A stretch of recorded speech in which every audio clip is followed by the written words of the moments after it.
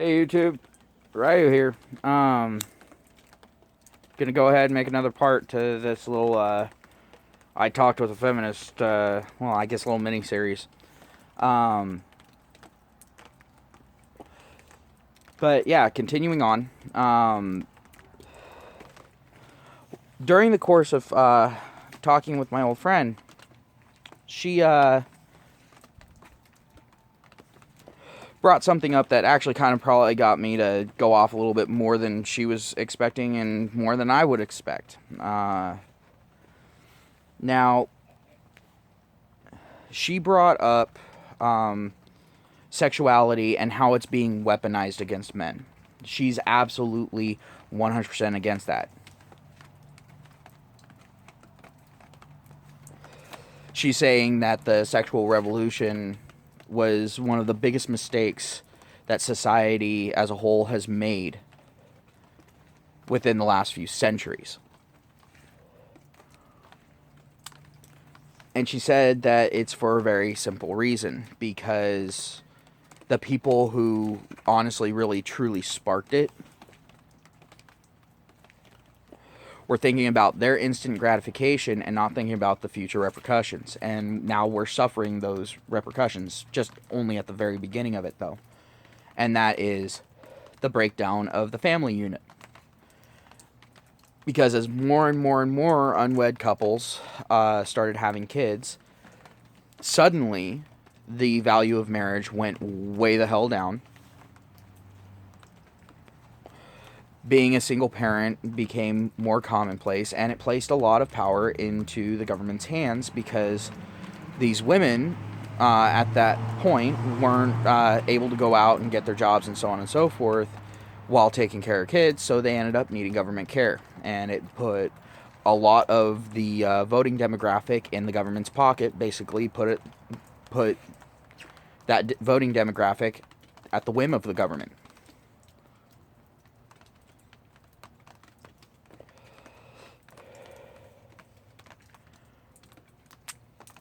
She even went so far as to say that it actually is psychologically damaging to women going out and trying to have meaningless sex, since women do tend to become emotionally attached when they have sex. Now, that's not every woman, and that's not every time, but there's usually some sort of attachment that ends up happening. And if the woman sits there and denies that attachment even happened, she can't effectively deal with it, and she can't effectively cope with the negative ramifications of it, which then starts to snowball.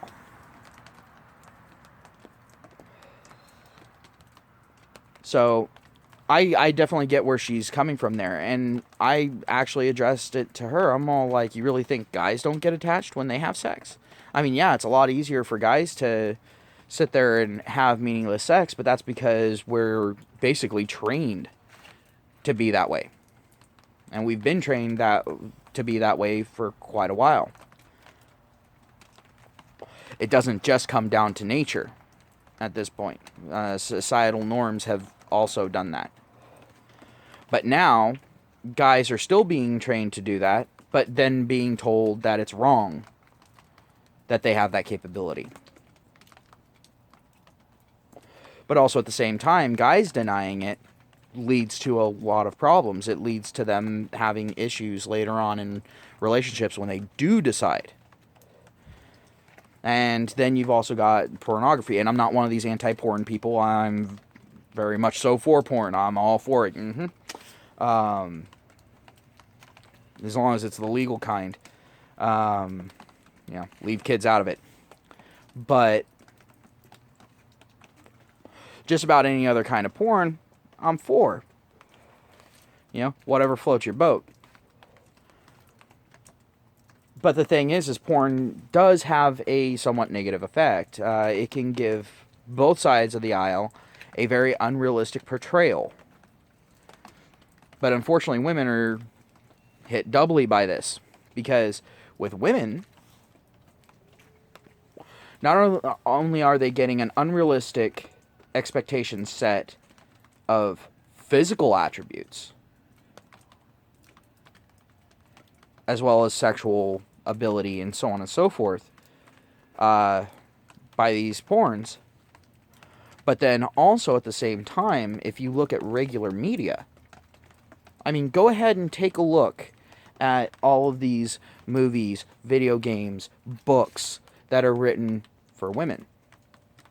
You know, love novels, you know, romantic novels, whatever you want to call them, chick flicks, a whole bunch of different stuff.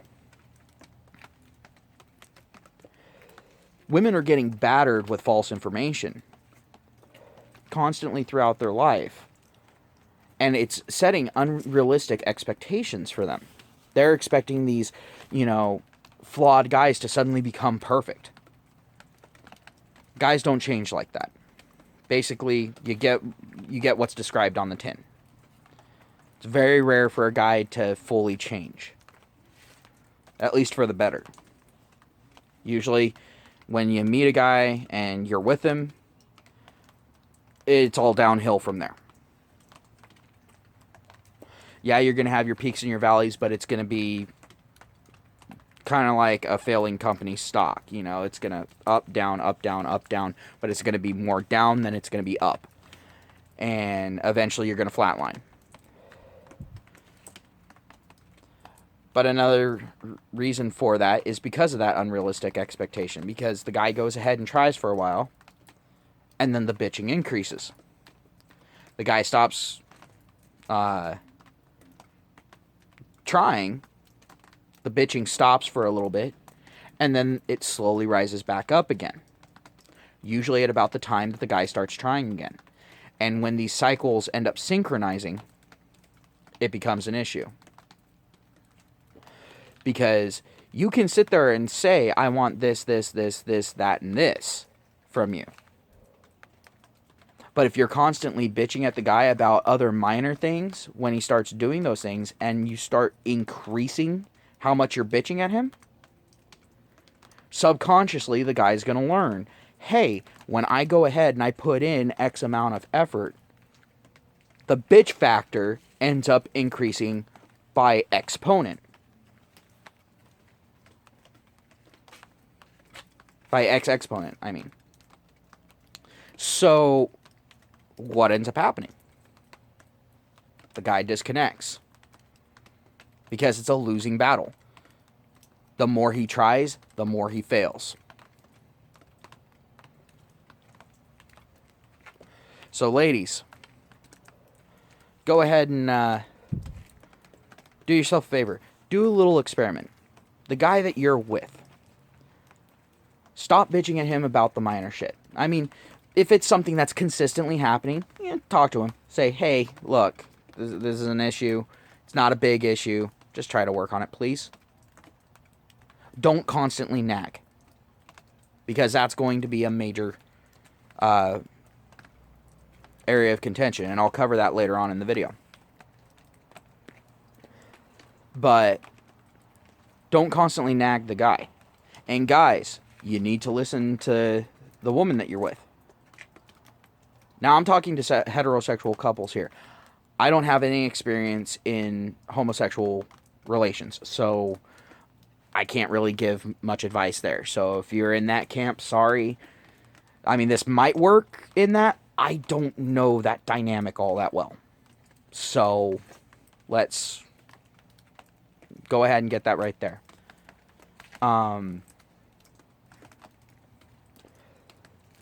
But the thing is, ladies, if you notice that a guy is putting in effort, acknowledge it. Reward it. Now, that doesn't mean you have to jump his dick every second, because then all of a sudden, you're going to start noticing less effort. Because even guys get burned out on sex. And this is coming from a guy who has an overactive sex drive. Alright? There's only so much that can be done. And if you're constantly jumping him for it,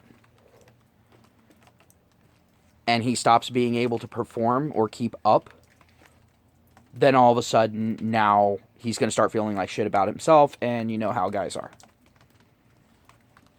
Don't really need to elaborate much on that.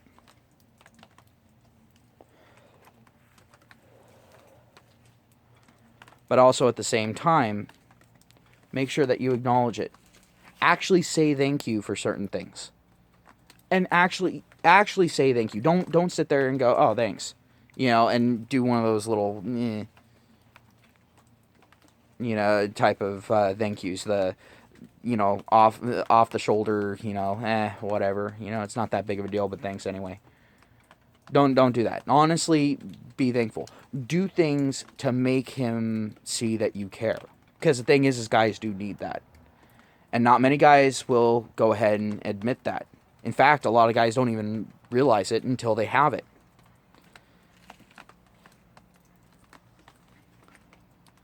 Another thing. Don't ever at any point say, "I don't need you." Because how would you feel if the person that you cared for the most in the world said that to you? That is one of the biggest killers of relationships that I've seen, because once that's said, it can't be taken back. You can apologize all you want, but that seed is now planted and it will always be there.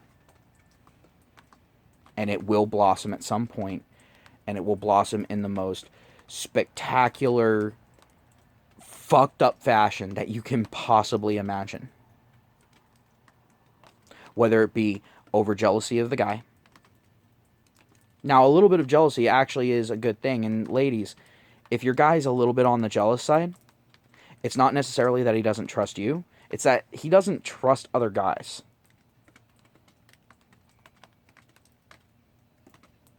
And if that jealousy starts becoming an issue, usually it comes from him not feeling wanted or not feeling needed.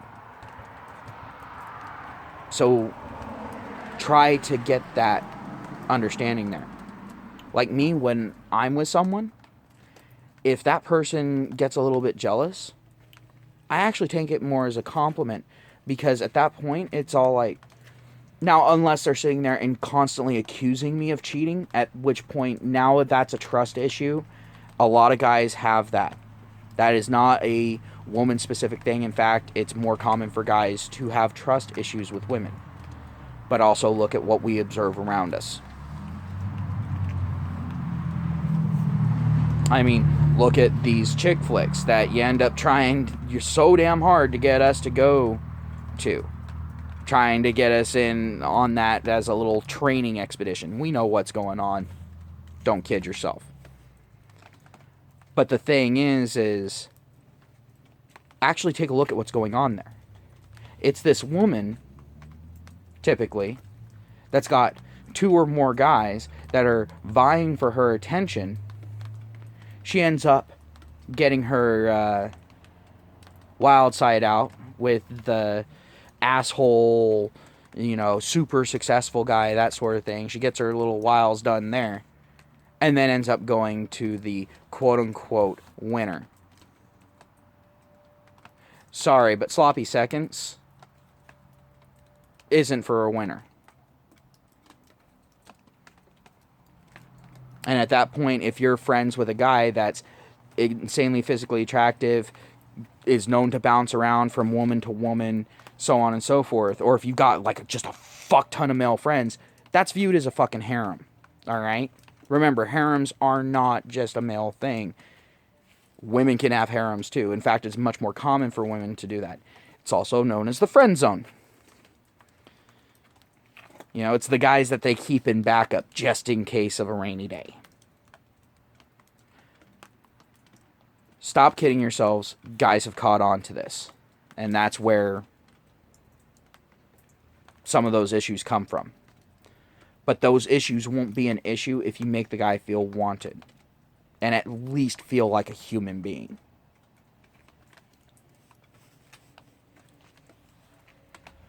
Now, I'm not going to go ahead and say that it's only women that have that issue. Guys also have that issue. Guys, do not ignore the woman that you're with. Don't ignore what she's saying. Now, I understand sometimes it's going to happen. Again, we're human, and as guys, we're told to just shut down after a certain point.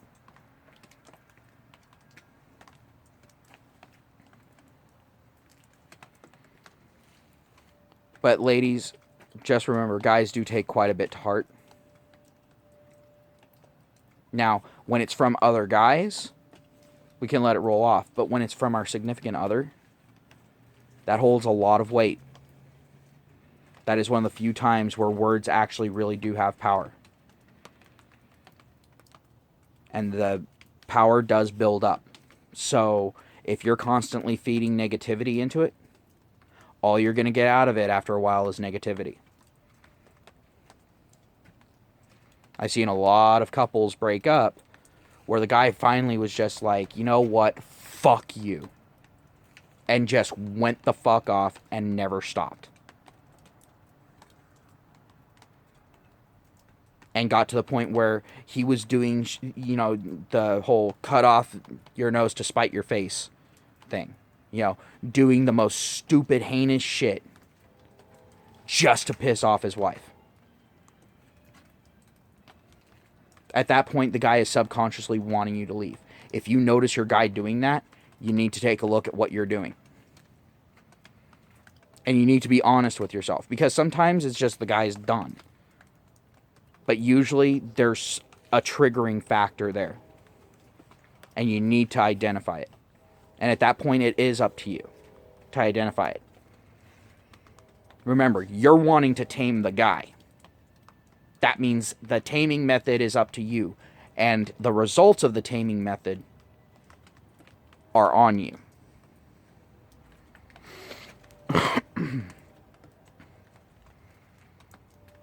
And don't sit there and think that a guy is going to be okay with you going out and hanging out with other guys until 2 or 3 in the morning. Or 5 o'clock in the morning. Or just not even coming home. Do not expect a guy to be okay with that. Don't expect him to trust you on that. Not in today's society. And if you want to know what I'm talking about, look at some of my other videos. I've covered this over the course of those videos, but there's a lot riding on this for guys. Guys are at much higher risk when it comes to shit like this. At least as far as legal and financial is concerned.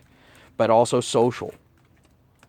So there's a lot riding on this. So if a guy's taking a relationship more seriously than you, just remember it's because he has more to lose.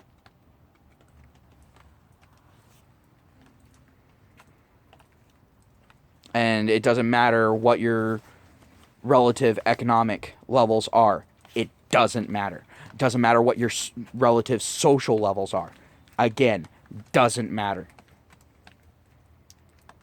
The man has more to lose here.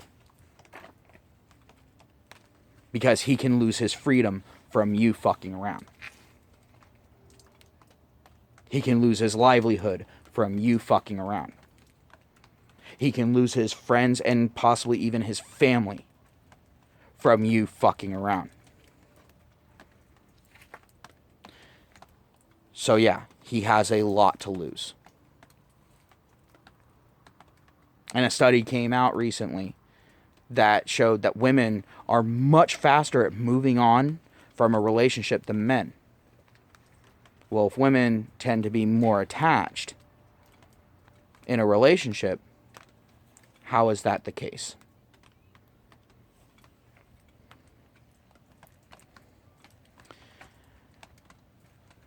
But the thing is I actually discussed all this with my friend, and she was sitting there, she was nodding up and down. She's all like, yep, you're dead the fuck on. And she's more of a tomboyish person, so when I say she said, you're right the fuck on, or if I say she said, fuck yeah, that's right, I'm saying this literally.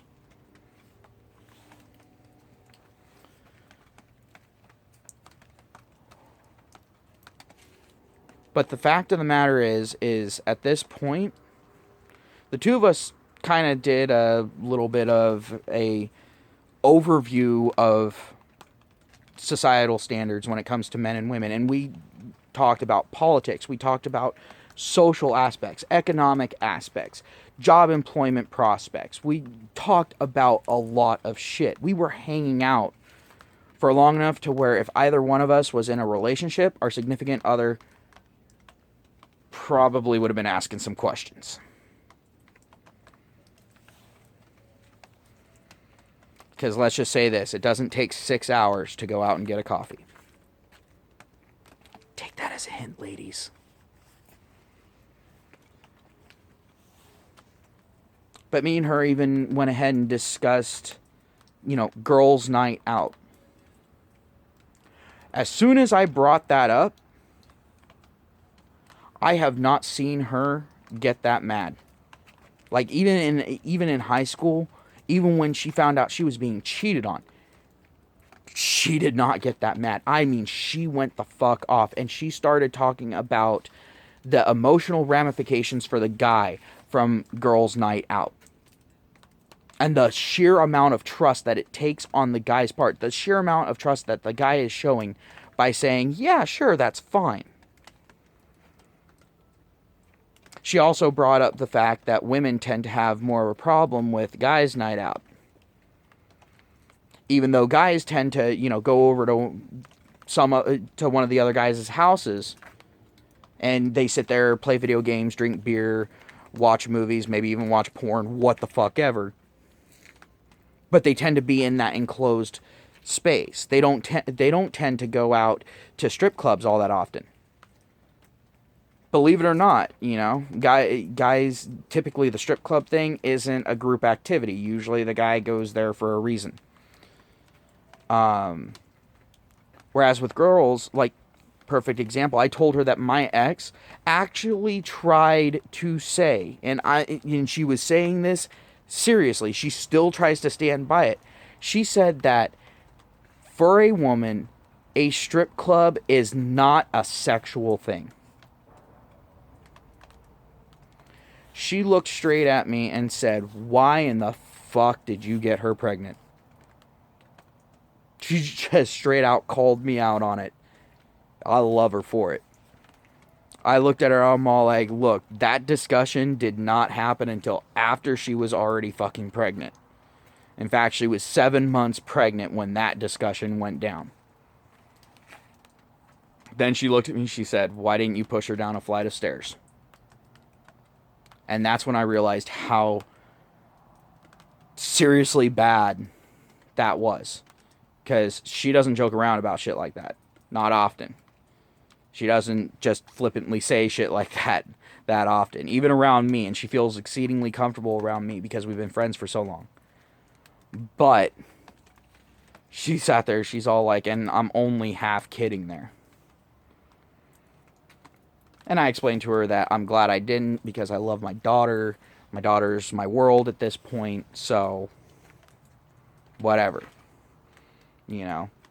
All the negatives that I take, I just have to look at my daughter and go, yeah, it's worth it.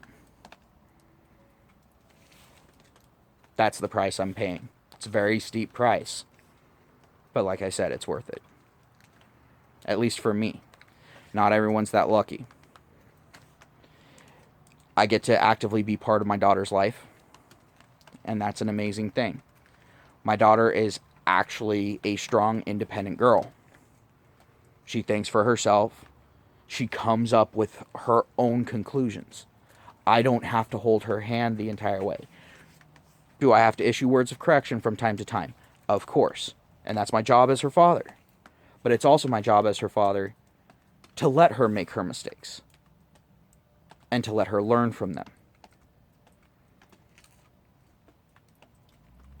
When me and my ex were planning, what are the rules with the kid and that sort of thing. When she was still pregnant, I looked at her and I said, no baby talking her kid.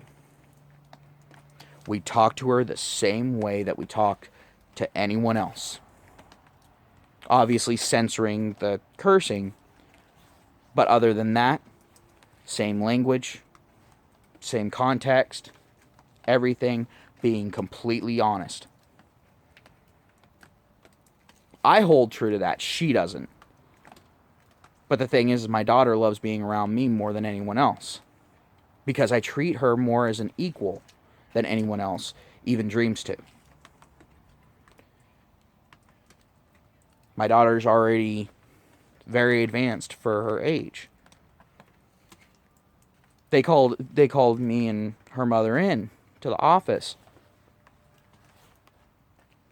They were asking, why does she know, human anatomy? Why does she know these things about science? Why does she already know her multiplication tables at the age of 5? Why does she already know them by heart? Because me and her mother pushed her. Because me and her mother want her to succeed. Her mother pushed her more on the scholastic portion. I'm pushing her more on the social portion. Because her mother, not all that good of a person for pushing social. Her mother is very much so an SJW. My daughter even calls her out. And it's amazing to see. It's amazing to see a 5-year-old out-argue a 29-year-old woman. Amazing to see. My daughter has more social finesse, more arguing skill. Absolutely fantastic. She even tries to use it on me. There's been a couple times she's actually backed me into a corner with some arguments. I'm proud of her. I'm always proud of her on that. But the thing is the reason why she has that head start is because we dedicated ourselves to giving her the tools necessary. I also help her out with scholastic things. I mean, I'm better at math than her mother is, so I help her out with math. And my daughter has a very similar learning technique to me. Or should I say a learning pattern. So I'm very good at being able to kind of translate the information so she can easily digest it. The things that I'm not going to be able to help her with. English. Because, no. Her mother can go ahead and help her with that. And history. I'm horrible with names and dates. So, unfortunately, history is going to be left up to her mother. However, I do know enough history to call her mother out if she starts teaching some alternate history bullshit. I at least know the basics. And social history, I know. But if you sit there and go, oh, who said this on this day in this speech? No. I'm not going to be able to pull that out. I mean, hell, there are people out there that sit there and claim to know the Martin Luther King speech, and yet they only get to the I have a dream. They don't know any other Martin Luther King speeches. I don't claim to either. But the thing is a lot of these people that claim that also tend to be activists, and they sit there and go, oh yeah, that's the most important speech of all time. It's all like, well, what was said in the speech? Go ahead, tell me. You don't have to tell me the speech verbatim. You don't have to recite it to me. I mean, hell, I don't even I mean, in school I had to memorize the 4 score speech from Lincoln.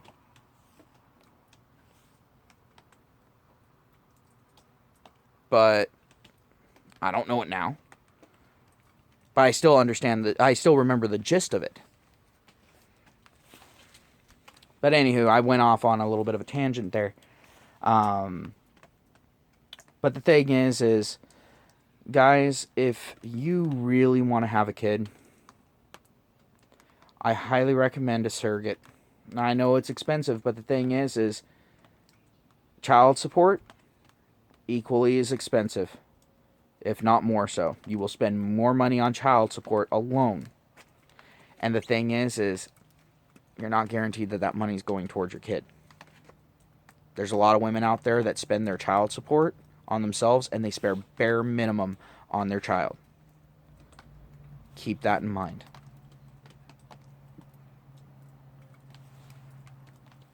Alright, I'm going to end the video here. Again, coming up to the 30-minute mark. In fact, just hit it. So, take care. Have a good night. Like I said, treat each other with respect, and just be smart, everybody. Be wise about your decisions. Don't get pulled into the bullshit.